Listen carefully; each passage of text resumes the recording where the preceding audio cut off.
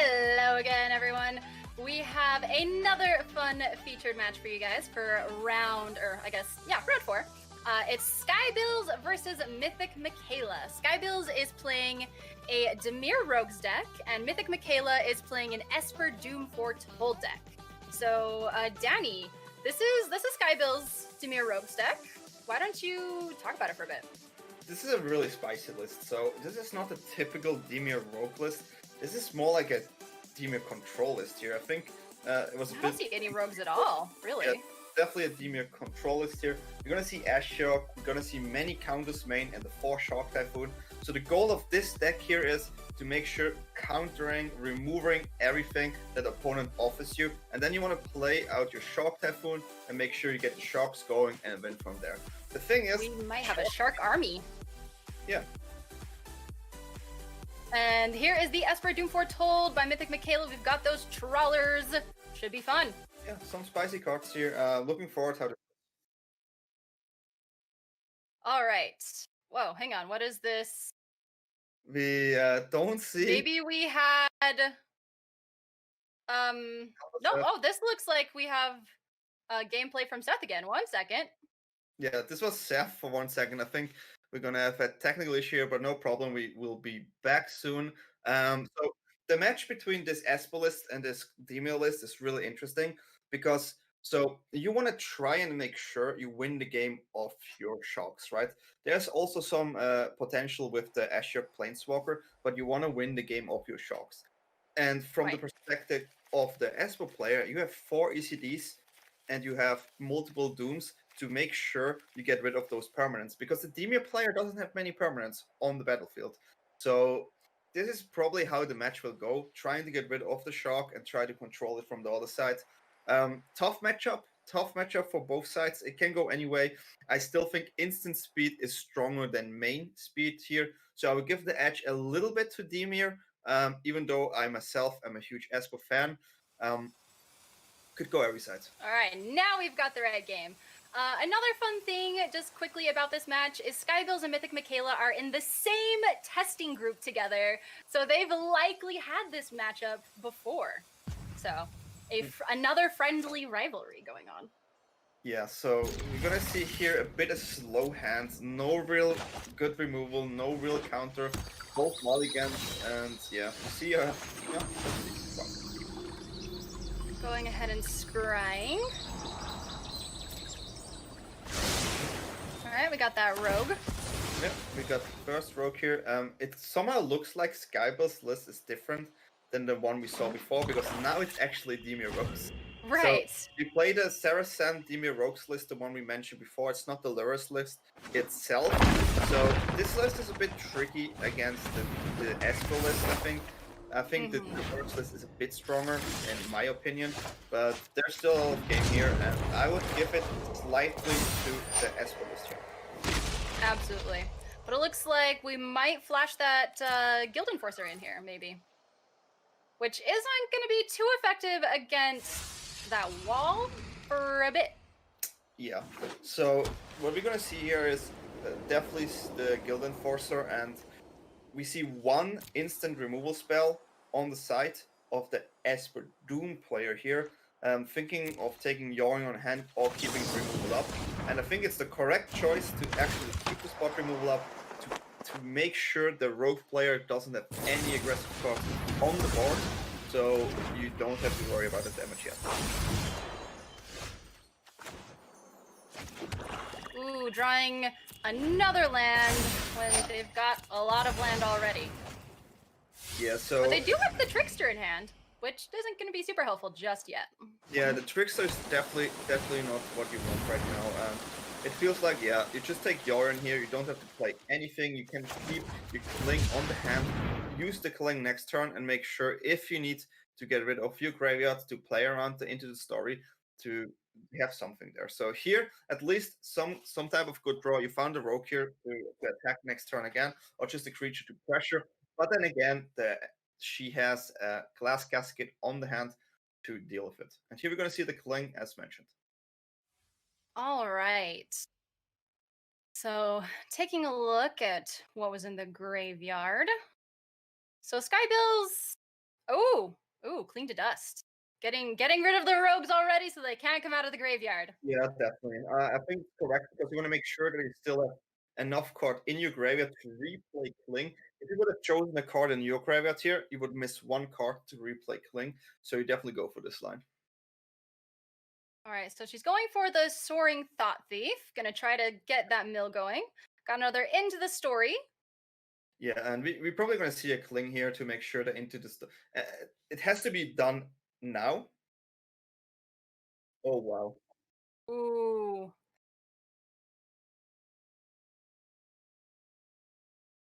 But yeah, She's so debating. Skybilz should have used Into the Story on the attacking trigger before they can use Cling to the Dust, because Cling to the Dust now gets triggered and you cannot respond with Into the Story, because to pay this card, you have to remove the cards from your graveyard. Right. Right. So getting a bit punished here for not playing Into the Story, and that's probably huge. It's a game changer. Into the Story, the most powerful card in the Rogue deck. Especially since you need to try to find those counter spells against the control player. Yeah, also you get rid of cards for Sarah Sen here. Cling to the Dust is the card you want to have in your hand against the Rogue deck. And there's that Cling to Dust. Yeah. So it looks like we have, two Skyclave Apparitions. Yeah, Skyglove Apparition is a main turn spell, removal spell, and it's definitely what you want to go for here to get rid of the Rogue. I think you keep the Casket here just to have a cheaper spell and be mana efficient, and it's better to actually blink the Skyglove Apparition instead of the Casket as well. All right, so going ahead and hard casting that rogue just so that they have something on the board, it looks like. And they could potentially use that, the Blood Chief's Thirst to kill the apparition. Yeah, I think this is what you're gonna do, because now you force a block, or you get a permanent from the graveyard. So we're gonna see a block here, but there are so many answers on the hand of Mikaela that she's just like, yeah, I can answer everything here, no problem. Oh yeah, she's got the Elspeth's Nightmare, Skyclave Apparition, ECD, Shadow the Sky. I don't think she's too worried right now, except for maybe about counterspells. Definitely not too worried. And Mythic Mikaela is a really good player. I did watch her multiple times, and she definitely knows how to play the game. And there's just so many options here. And this is so debating here, playing into a counter, right? So now Mikaela knows there's no counter. Ooh. You can hardcast here. The game is open. Oh, 7 cost into the story. So we're gonna see here missing mana on the side of Mikaela. That enchantment, Felidar Retreat, is a really interesting tech here, because if you don't counter it, the rogue player does not have too many answers except bouncing it. So this card basically gives you tokens every turn if you find the lands. And she does have that Brazen Borrower, so she can bounce it. Yep. Gives you some and she's got plenty of open mana to play all sorts of things. Exactly. So I think it makes sense to bounce here just to have the tempo. This is really interesting. You found a Fabled Passage. Wow. But then again, you see 6 mana open and 5 cards on hand. You know there are counters. How are you going to react? Exactly. They don't see what we see, right? They don't see what we see. So right. I mean, you always have to assume that they have a counter when they have that much open mana and that many cards in hand. It's a given that they have at least 20. Yeah, exactly. So do you play for... So you have two decisions. The best possible play obviously is Felidar Retreat, but if this card gets countered, you do not like it. So if you go for Elspeth's Nightmare to get a peek into the hand, you maybe can plan your next turn better and get sure there is no counter. So if Elspeth's Nightmare would resolve here, then you kind of know there's no counter, because the counter will go away anyway. So now you know there's no counter, but you don't have a really good follow-up card. So exactly. And she lost the extra benefit of that Fabled Passage with the Felidar Retreat. Yeah. But that's just what you got to do sometimes. Exactly. So now we see a board that pressures a little bit. There's still an Elspeth's Conquer Staff on hand, so there's still a way to deal with the Brazen Borrower, but it's definitely nice. All right, so we're switching sides. So now we have a peek at Michaela's main board. And we just see the hand of Skybilz. Wow, 2 drown in the lock is huge. 2 drown in the lock here. Ooh. At this point, if you have creature on the board as a rogue player, right? All you have to do is attack and keep the tempo play up. You have Exactly. whatever. I mean, here obviously you're gonna lose a counter. So Right. if you see this, So like, oh my god, this refills anytime. Like what do you take here into the story to make sure there's not a double? yeah, you either take away some of their draw or you take away some of their counter. It's literally 50-50. And this is for me a top right button. This is like you need to get the counter right, so at least you can double spell in one turn and resolve something. Right. Because now So it looks like she's gonna try to pull out the counter spell, maybe with the glass casket, in the hopes of trying to get Felidar retreat out. But Skybilz knows she has Felidar retreat. Yeah. So I think glass casket here into a Skyclave operation is probably the right play. The main problem with it is though, well, you can just go into the story as well and get a new hand. What a powerful card. The set is Eldraine, by the way. Really powerful card. All right, so she is going with the glass casket. And Skybilz is debating whether or not to. She didn't. She did not counter. I like it. I do like it. I think probably want to choose the rogue so that you don't get milled anymore. Exactly, and you still have the ECT to get rid of Brazen Borrower because Elspeth Nightmare only can target permanents with 3 or more, and there are not too many cards in the deck of a Demi Rogues player. Right. Oh wow! And she's gonna go ahead and play that tome. That's interesting. So this is actually so I think the card that she's most scared of is the retreat, and we see a Gadwick here. The classic Gadwick, aka Chadwick, that draws you a full hand if you need. But then again, you already have a full hand. This is just value-wise extremely favored for the Demi Rogue player. And she's got 2 more Brazen Borrowers. So even if Michaela gets that Felidar retreat out, it's back in her hand again. Exactly. That's about the only card that she'd probably want to bounce back at this point. I don't even. But I think at this point you can actually just pass. It really doesn't matter too much. You just pass and try to be aggressive with your Brazen Borrower, and that is what we're going to see here. Exactly. And she does have that Eliminate, which should really only be good for the Skyclave Apparition. Yeah, but maybe it's something. Yeah, there's not a lot of hits you have here. You like to see your Omen, gives you more looks, and you definitely want to hit the lands right now because you need to be able to double spell a lot now because there is a lot of cards coming back and forth in the hand of the Demi Rogues player. There goes her graveyard. Yeah. Going ahead to play that Apparition. That makes totally sense here, just to make sure you don't die too fast, right? You wanna preserve your life total, and if this happens, okay, Eliminate gets another 3/3, which is huge. And then she just passes. Yeah, we're gonna probably see an Eliminate into 1 Brazen Borrower to go for 6 damage next turn. You don't have the perfect clock yet though, but I could see 1 Brazen Borrower getting out here. Or just going for another Into the Story. That's even better actually. Ooh, okay, so she got another one of the rogues and another Brazen Borrower. Or wait, no, that was the one that was on her adventure board, right? Okay, yeah, never mind. So now you have 6 damage, and you can actually change one of the cards with Sarah's Son, which gives you 7 damage. And 7 damage puts mythicmikaela on 6 life. So the next attack would be lethal. It's true. And I'm pretty sure that's what we're going to see. There are many cards you can choose from the graveyard here. One would be, for example, the Apparition, to make sure you get rid of the tome here. You can also get rid of the glass casket and get another rogue on your sides. True. And Michaela drawing another Apparition, which isn't going to be, well, I guess it could be a little bit helpful, but Yeah, so here we get the apparition, and I probably see the glass casket gone.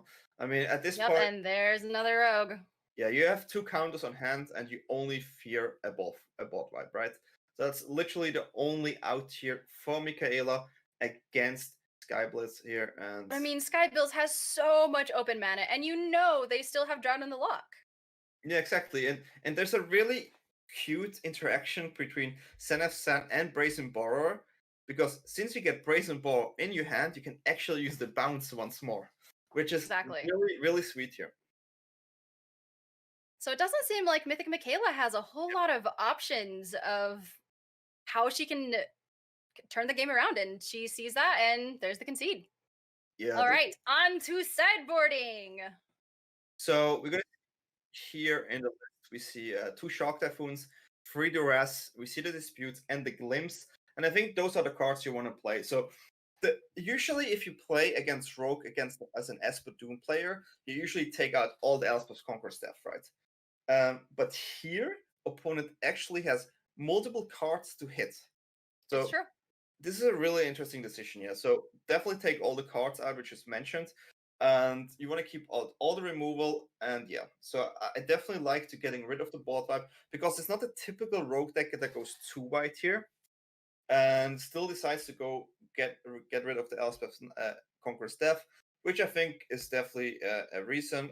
Opponent probably boards in some disputes as well here. The Dream Trawlers is an expensive card. You can still play it on the play though.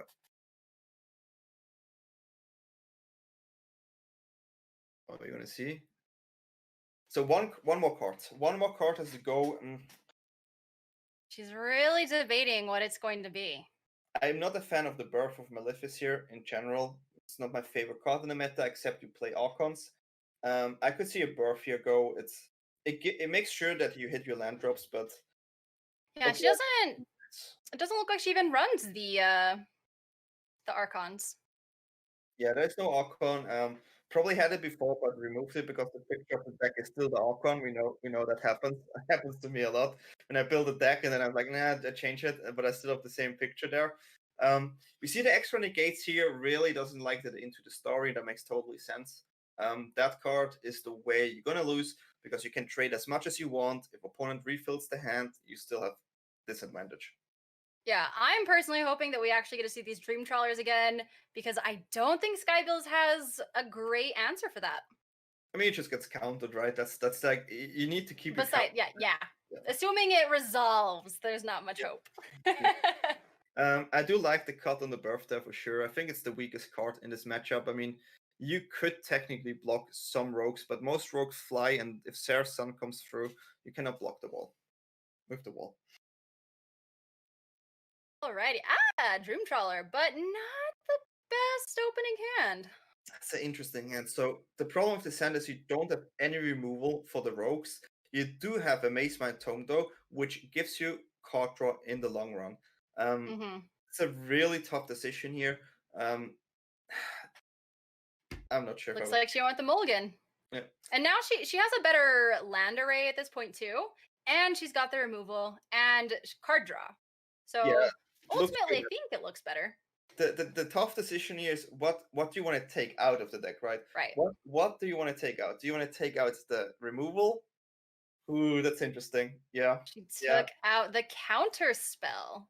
Yeah, it makes sense. I think the counterspell is definitely the slowest card here, right? You're not worried of the into the story in the beginning, so keep the removal. Make sure you don't die. Now let's go. And taking a look at Skybilz's hand, there are rogues, there are counter spells, all sorts of good stuff. Yeah, exactly. And a Shark Typhoon. Ooh, so, got that retreat. You have to go for the blessing here, especially I have to just play the blessing. I want to draw cards, and there's no counter. So getting a full hand here is beautiful. And there's that rogue, gonna start that milling. Ooh, there's the Doom. There's the signature card. The signature card, Doom Foretold. So this is really interesting because Doom Foretold can only be countered by Mystical Dispute right now. Right. There's not enough cards in the graveyard, right? Right. But she has Mystical Dispute in hand. Wow, this is a tough decision here because you know there has to be another card than Drown in the Lock to be able to counter Doom Foretold. Ooh, and she could try to go for just the removal. Yeah, you can just keep your mana up and go double removal. That's totally possible. It feels a bit too slow. You kind of want to develop a threat because if you play a card and it gets countered, Ooh, she's holding, so she's gonna probably try to go for the removal. so with And this she card, can, yeah, she can double removal here, right? Yeah. double removal, yeah. And probably that's what we're gonna see, especially since there's tapped mana, right? Exactly. Now is the best opportunity to do so. Exactly. You take damage though, right? Because Treacher and Blessing says Right. whenever you play a spell, you take 1 damage. So that's the downside of drawing 3 cards. So it's a treacherous blessing. Exactly. So it's kind of important to get down the Doom, right? To make sure you can sacrifice the Doom Foretold. But now you're in the position where, like, how do I get rid of this and not die? You so know that. Mikaela trying to decide what to do here again. Yeah. I think you either take Yorion here or you go for a double cling, but you cannot double cling, so you have to take Yorion. Exactly.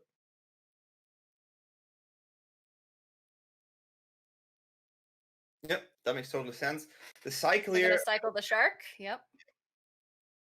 Shark Typhoon. What a card. Used to be my favorite card of Ikoria. I was a little bit biased towards Reclamation. Used to be one of my favorite decks. I know many will hate me now for saying this, but it's Sharknado Reclamation was also always a fun one until it wasn't. amazing. Yeah. Skyclave. Ooh, Skyclave Shade. Oh, it's such a bold move to play that card in this matchup, but I love it. This is like thinking what this is really interesting. Skyclave Shade to see here. I would not expect this card, but that's a surprise for sure. Absolutely. So she'll have 5 open mana. So really she can only play one thing here. Well, maybe. It's more like which cards do I let get counted here, right?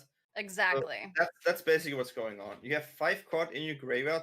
So if your next card gets counted, you have 6, which still is fine against the Into the Story, which is something you always have to think about. It's really important because you want to use Cling to Dust the moment you have enough cards in your graveyard to make sure you disable Into the Story. But the problem with this right now is, if that's the case, you will take a lot of damage by the Shade and the Shock. Exactly. So she's going for that Doom Foretold. She's taking the chance. Yep.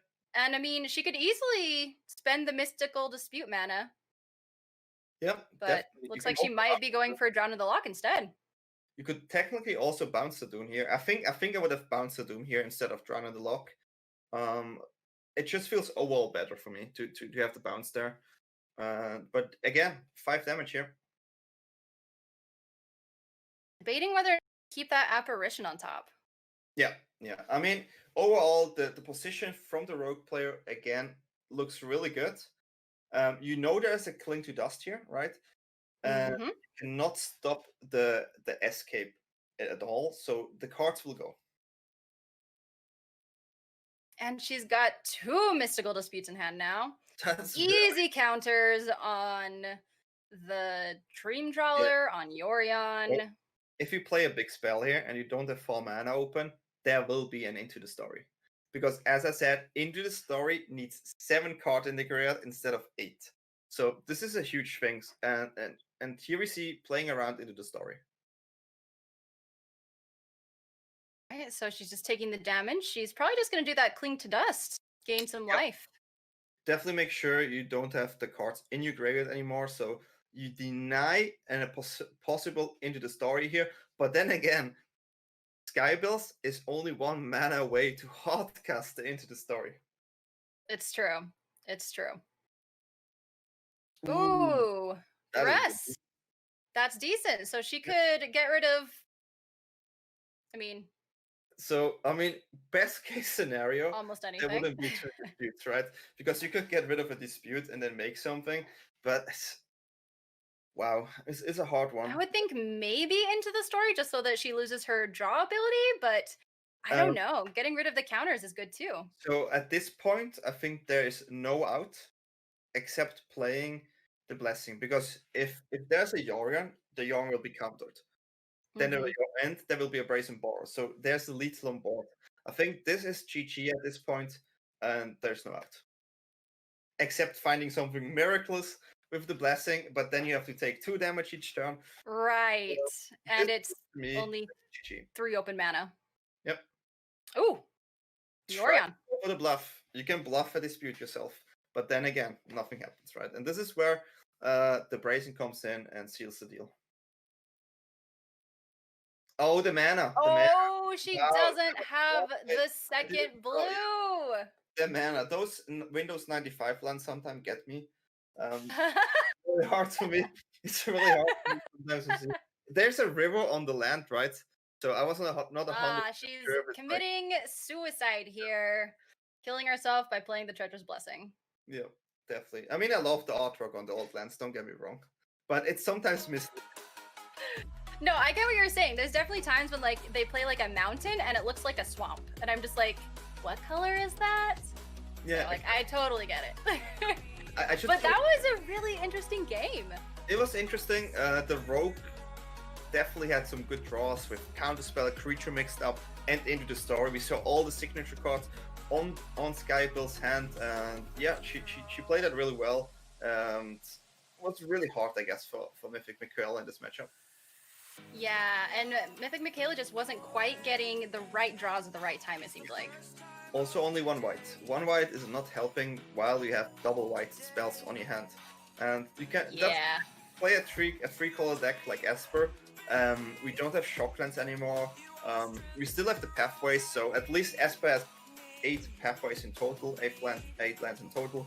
But still, it's not a shockland. You still have to make a decision which side you play if you get the option. Exactly. Oh, I was really hoping we'd get to see that Dream Trawler against the Rogues, but I'm never quite that lucky.